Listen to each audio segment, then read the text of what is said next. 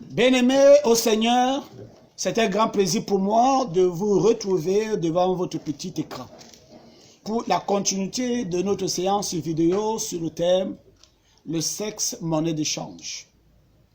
La première vidéo, nous avons vu le premier point qui était « Dieu et le sexe ». Et aujourd'hui, nous allons prendre le deuxième point qui est « Le sexe dénaturé par Satan ». Donc nous devons comprendre l'importance du sexe, bien que c'est un tabou en Afrique, dans les églises et partout ailleurs, où les gens pensent que nous ne devons pas parler du sexe, alors que c'est dans là qu'il y a vie, c'est dans là qu'il y a vraiment toutes les révélations et tous les mystères. Alors, notons également que les thèmes que nous développons sont trop larges et très profonds. Donc, nous essayons, n'est-ce pas, de donner des révélations sommaires. Et si vous avez besoin de détails, vous pouvez nous contacter dans le inbox. Et nous serons fiers de partager avec vous les mystères, n'est-ce pas, du Seigneur. Bien-aimés dans le Seigneur, nous allons donc commencer cette vidéo par le livre de Genèse, chapitre 1, verset 31. Je te donne la possibilité, n'est-ce pas, d'avoir ta Bible et de vérifier directement chez toi.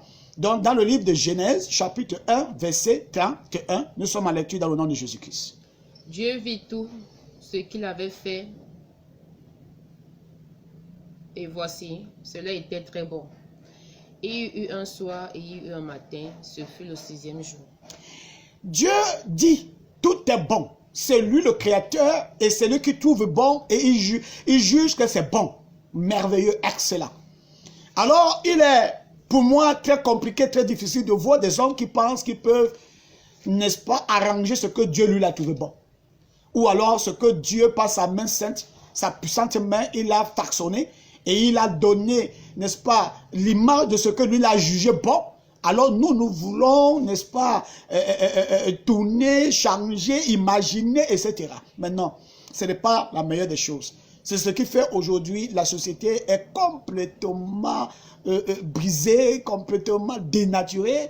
Et j'aime parfois poser la question, s'il est vrai que Dieu dit dans sa parole que nous sommes créés à son image, aujourd'hui, est-ce que nous sommes encore créés à l'image de Dieu? C'est ça la question. Mais sinon, continuons quand même à lire dans le livre de Ecclésiaste, chapitre 7, verset 29. Ecclésiaste, chapitre 7, verset 29. Nous sommes en lecture au nom de Jésus. Seulement, voici, ce que j'ai trouvé, c'est que Dieu a fait les hommes droits, mais ils ont cherché beaucoup de détours. Dieu a trouvé l'homme droit, mais malheureusement, l'homme a cherché son chemin. L'homme s'est détourné de Dieu pour s'attacher à ses intérêts ou encore à la manière dont lui, il trouve bon de vivre, à son mode de fonctionnement. Il a cherché ses complications, il a cherché ses douleurs, ses difficultés, il a cherché ses malaises, il a cherché tout ce que nous voyons aujourd'hui dans la société n'est que l'image de ce que l'homme a voulu et non Dieu. Contrairement à ceux qui pensent que toute chose concourt pour ceux qui aiment Dieu, ce n'est pas Dieu qui a voulu que les hommes soient là où ils sont aujourd'hui. Ce n'est pas Dieu qui a voulu que nous utilisons notre corps, notre vie comme nous voulons. Non, bien-aimés, ce n'est pas Dieu. Ce n'est pas Dieu. Donc, écoutez bien. La parole dit que Dieu a tout créé, il a trouvé bon. Aujourd'hui, ce que nous voyons aujourd'hui n'est que le chaos de ce que nous-mêmes nous avons voulu, bien-aimés. Donc, restons donc dans le thème, n'est-ce pas, du sexe, comme nous avons commencé dans la première vidéo. Dans la deuxième vidéo, il est important de comprendre comment Satan contrôle les familles et la société. Et j'ai dit au départ que le sexe est une grande porte. Le sexe est la porte principale. Donc, ce n'est pas le sexe que vient la vie et l'existence de toute humanité sur la terre. Quand vous voyez le monde peuplé aujourd'hui, nous sommes tous venus par le sexe. C'est le chemin dont Dieu a choisi pour l'existence des hommes sur la terre. Que ce soit toi qui me regardes, que ce soit moi, que ce soit le Seigneur Jésus lui-même, le Sauveur du monde, il a vu qu'il doit passer par le sexe pour arriver dans le monde. Donc le sexe est hyper important. Pour que vous compreniez pourquoi Dieu a un regard particulier sur le sexe. Et pourquoi il refuse? Il n'est pas fier de voir lorsqu'on utilise mal notre sexe. Ou alors, on abuse, tel que nous voyons aujourd'hui, l'homme pas avec l'homme, la femme avec la femme, les fornications, l'adultère, et les hommes qui partent avec des animaux, et tout ce que vous voyez aujourd'hui, toutes ces dérives-là, Dieu n'est pas content. Parce qu'il sait combien est important le sexe, et combien est important cette porte qui fait entrer les hommes sur la terre, dans cette terre. Alors, quand le diable prend donc le contrôle du sexe, et à gauche, il met le péché, à droite, lui-même il assis pour contrôler l'entrée et la sortie. Vous pouvez imaginer dans les fruits. Si nous regardons aujourd'hui nos familles, des désordres, des guerres, des difficultés, des conflits, des jalousies, la sorcellerie, tout ce que vous pouvez imaginer, tous les malaises que nous pouvons aujourd'hui, n'est-ce pas, voir, ne sont que des conséquences du sexe. Bien aimé, en grande partie, parce que c'est la porte, c'est le boulevard, c'est la plus grande porte. Donc, en grande partie, c'est le sexe. Donc, il faut comprendre, bien aimé, que le Seigneur est jaloux de la manière dont nous utilisons notre corps et principalement le sexe. Bien aimé, tout dépend de toi, tout dépend de moi. Tout dépend d'un couple. Tout dépend de ce que nous voulons. Parce que au départ, le Seigneur a voulu que le sexe soit, n'est-ce pas, épanoui dans le mariage. Parce que le mariage en lui-même, n'est-ce pas, revêt des mystères dont Dieu seul sait comment il a prévu des choses pour que les hommes soient équilibrés et heureux sur la terre. Le mariage. Donc si nous bafouons ou nous banalisons le mariage, nous banalisons le sexe, nous sommes en train de banaliser la destinée. Nous sommes en train de banaliser la vie, bien-aimée. Et tout ce que nous voyons aujourd'hui n'est que conséquence de ce que nous avons choisi. Alors, le couple définit le genre de famille dont il veut l'avoir. Et c'est à partir de la famille que nous définissons le genre de société dont nous voulons. Quand vous voyez aujourd'hui la société des bandits, des violeurs, des tourneurs, tout ce que nous voyons aujourd'hui n'est que conséquence des familles ou encore du sexe. Donc, la société, la nation est à l'image de la famille. Et la famille est à l'image de l'homme et la femme. Voilà, bien aimé, il faut bien noter cela dans votre cahier, il faut noter cela quelque part dans votre cœur. Alors, bien aimé, comme je le disais tantôt, la base déterminante est le sexe, et le sexe a deux raisons. Il y a deux raisons pour expliquer pourquoi la base est déterminante par le sexe. La première des raisons, c'est que, bien aimé, la malédiction et la bénédiction sont, n'est-ce pas, sont liées à nos entrailles. La bénédiction ou la malédiction sont liées à nos entrailles, bien aimés. C'est-à-dire, c'est nous qui définissons la venue des enfants dans le monde. Si les enfants viennent dans le monde, n'est-ce pas, soit par la malédiction, soit par les bénédictions, c'est nous qui définissons cela. Parce que Dieu a tout fait. Dieu a tout établi. Maintenant, il a responsabilisé l'homme. Il t'a responsabilisé. Il m'a responsabilisé. Il nous a responsabilisé. C'est nous maintenant, selon l'atmosphère dont nous voulons, l'environnement dont nous voulons donner. Puisque n'oublions pas qu'il a dit qu'il a confié la terre aux hommes. N'oublions pas qu'il a dit qu'il nous a donné le jardin d'Éden, n'est-ce pas, pour garder et cultiver. C'est-à-dire, c'est à notre responsabilité de donner la forme de la famille ou de la société dont nous voulons. Alors, et la base, c'est le sexe. La manière dont nous utilisons notre sexe. Donc, les fruits qui sortiront de nos sexes seront soit des fruits déjà dans la malédiction ou dans les bénédictions. Donc, il faut comprendre ça, c'est hyper important. On n'a pas assez de temps dans cette vidéo pour entrer dans des versets bibliques, etc.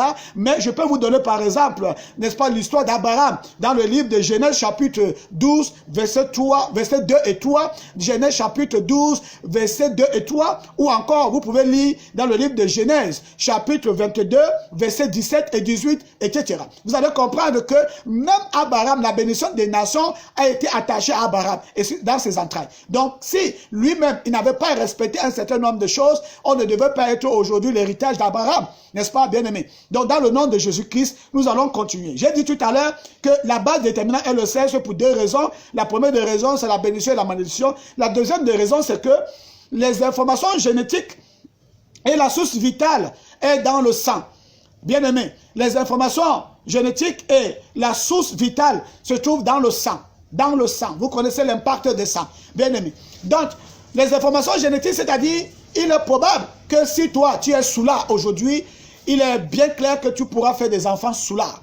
Si tu es un dévoreur de sexe, tu feras également des enfants qui seront des lions qui viendront dévorer le sexe. Si tu es un sorcier, si tu es un bandit, si tu es je ne sais pas quoi, ou alors président ou ministre, tu ne pourras que donner les informations dont tu avais déjà enregistré au départ. Bien aimé. Et si tu es dans les malédictions, il est probable que les enfants seront maudits. Si tu es dans les bénédictions, il est bien probable que les enfants seront dans les bénédictions. Donc tout dépend des informations dont nous établissons dès le départ ou à la base. Donc comme nous avons l'habitude de dire que cet enfant ressemble à sa tante qui est aux États-Unis, peut-être parce qu'elle a les yeux comme sa tante, ou les cheveux, ou le comportement, ou le caractère. Vous avez l'habitude de voir, les hommes disent que telle fille, bien tel garçon, tel enfant, n'est-ce pas, est comme sa mère. Parce que sa mère était querelleuse et cet enfant est querelleux aujourd'hui. Ou alors son papa était bagarreur et cet enfant est devenu aussi bagarreur. Donc, c'est des informations dont nous donnons aux enfants. Si tu as été un cancre, il est possible que tu crées des enfants qui seront des cancres. Bien aimés, bien possible. Je dis bien à 90%. Donc, pour dire que la base centrale, c'est le sexe. Bien aimé, il faut comprendre également que l'homme est composé de 3 éléments majeurs. N'est-ce pas? L'eau, le sang et l'esprit. Donc, si nous composons donc des enfants à partir de l'eau, le sang et l'esprit, vous pouvez donc déterminer, vous pouvez donc imaginer vous-même quel genre d'enfants nous pouvons, n'est-ce pas, avoir dans la famille, ou quel genre de famille nous voulons, ou quel genre de nation nous voulons. Le diable connaît cette vérité, bien aimée. Il a dénaturé cela. C'est-à-dire, il a enlevé le fonctionnement à sa base, tel que Dieu a voulu, pour créer selon lui ce qu'il veut aujourd'hui. Vous voyez aujourd'hui tout ce que nous menons comme vie, la fornication, l'adultère, le péché, tout ce que vous voyez aujourd'hui, le diable connaît les conséquences de cela.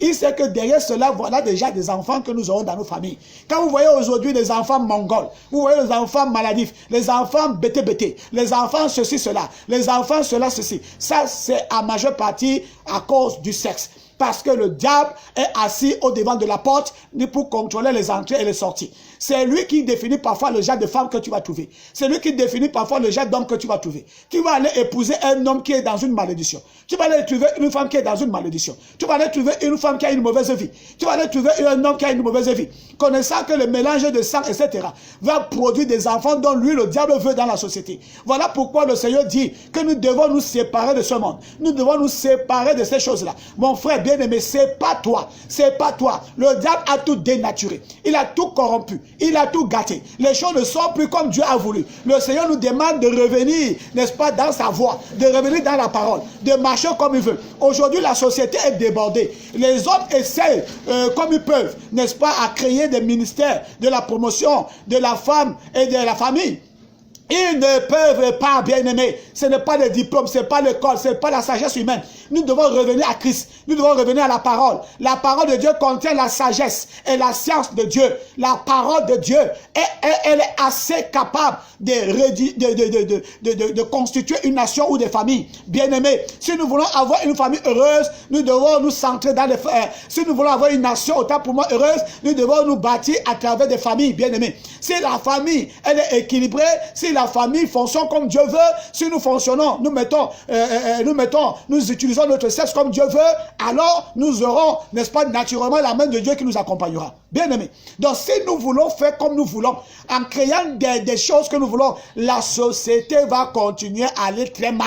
Et les choses vont aller de pire en pire parce que nous sommes en train de nous rebeller contre la parole de Dieu et contre la volonté de Dieu. Le Seigneur n'a pas créé le sexe pour le désordre. Alors tout ce que nous créons comme les techniques, les machins que les hommes essaient de faire, ils ne peuvent pas. Reviens à Dieu, ma soeur. Reviens à Dieu. Même vous-même qui dirigez la promotion de la femme et de la famille, vous avez besoin de Dieu pour avoir la connaissance et la science de Dieu. Parce que c'est à partir de Dieu que nous pouvons espérer quelque chose.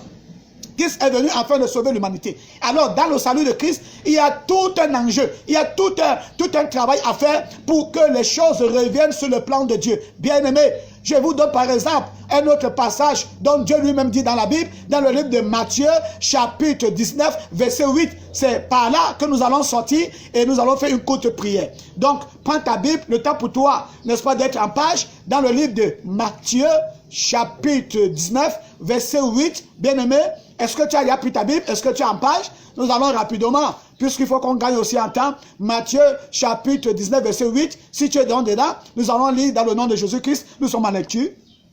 Il leur répondit, C'est à cause de la dureté de votre cœur que Moïse vous a permis de répudier vos femmes. Au commencement, il n'en était pas ainsi. Au commencement, ce n'était pas ça. Les histoires de désordre aujourd'hui qui font de l'argent, n'est-ce pas? Les hommes s'enrichissent derrière des désordres. Parce que les gens qui profitent de ça, le diable lui-même profite de nos désordres. Dieu n'a pas créé un mariage pour être divorcé. Non, bien aimé, ça ne vient pas de Dieu. Ça ne vient pas de Dieu. La volonté de Dieu, c'est que quand tu t'engages, tu es responsable, ma soeur. Tu es responsable, mon frère. Quand tu t'engages dans un mariage, il faut comprendre que c'est jusqu'à la mort. Et vous devez planifier des choses selon les voies de Dieu, bien aimé. Donc, le Seigneur dit, ce n'était pas comme ça au départ. Ce n'était pas ça. Les 2 ans que nous vivons aujourd'hui, ce n'était pas le plan initial de Dieu. Ce n'était pas la volonté de Dieu. Nous devons réjouir le cœur de Dieu. Et réjouir le cœur de Dieu, c'est pour notre propre bonheur, bien aimé. Revenir à la volonté de Dieu, magnifier la gloire de Dieu, c'est pour notre propre bonheur, bien aimé. Donc, je veux que tu comprennes cela. Prenons rapidement également le livre de Proverbes, chapitre 16, verset 4. Vous allez vous rendre compte de ce que Dieu est merveilleux. Dieu n'est pas quelqu'un, ce n'est pas un être humain qui va faire des choses au hasard. Si tu es donc dans le livre de Proverbes chapitre 16, verset 4, nous allons donc lire pour la gloire du Seigneur Jésus-Christ. Nous sommes à lecture. L'Éternel a tout fait pour un but, même le méchant pour le jour du malheur. Le Seigneur a tout fait pour un but. Et le but du sexe, c'est d'amener les hommes sur la terre. Le but du sexe, c'est l'épanouissement des hommes, etc. C'est ce que nous allons voir à la suite, n'est-ce pas, de la vidéo, où nous allons voir le but fondamental, n'est-ce pas, du sexe. Nous allons voir le bien fondé du sexe et de ce que Dieu attend de cela. Bien-aimé, je profite donc rapidement et je lève une prière pour toi. Bien-aimé, papa, je te dis merci pour le privilège que tu nous donnes au travers de cette vidéo afin de partager la connaissance et que les uns et les autres qui sont en train de suivre cette vidéo en direct soient bénis.